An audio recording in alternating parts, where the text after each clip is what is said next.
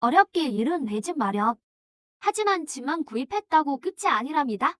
무슨 주택 관련 보험은 또 그렇게나 많은지.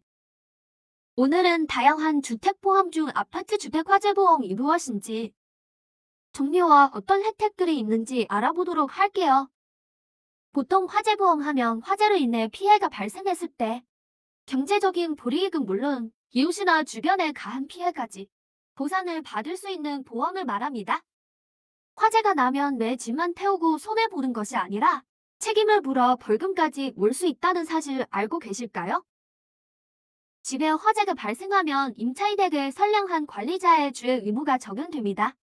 평소 내가 생활하며 화재가 발생하지 않도록 얼마나 주의했는지를 판단하는 것인데요.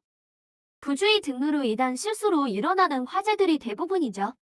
이러한 실수들이 선량한 관리자의 주의 의무에 의해 임차인이 전부 책임을 져야 하는 상황이 생기게 됩니다. 즉, 아무리 집주인이 화재보험을 가입했다고 해도 집에 실제로 거주 중인 임차인 본인이 화재보험이 없다면 난처한 상황이 발생할 수 있죠. 거주 중인 아파트가 10여층 이상이라면 의무적으로 단체 화재 특약에 가입되어 있습니다. 하지만 안심하기는 이르죠.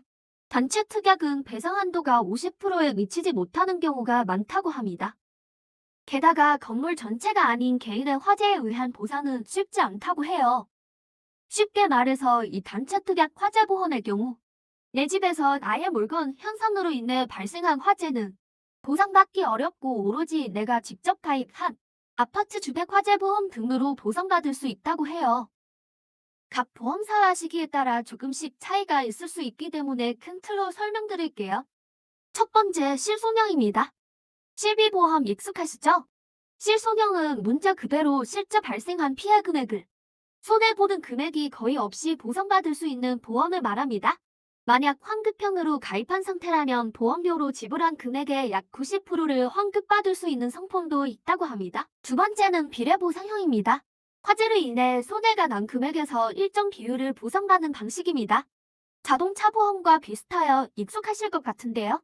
만약 10억짜리 아파트에 비례보상 조건으로 6억 원을 가입했을 때 화재로 인한 손해가 발생한다면 화재로 인해 발생한 피해 금액의 60%를 보상받을 수 있다고 합니다. 재해의 대비가 철저한 분이라도 가끔 임차인과 임대인에게 적용되는 보험의 차이를 알지 못하여 당황스러운 일이 발생하기도 합니다. 아파트 주택화재보험을 비롯하여 각종 주택 관련 보험에 대한 적용 대상을 숙지하고 미리 대비하는 것이 좋겠습니다. 보다 자세한 정보를 원하시거나 상담을 원하시면 댓글에 집이라고 남겨주세요. 이상 희집이었습니다.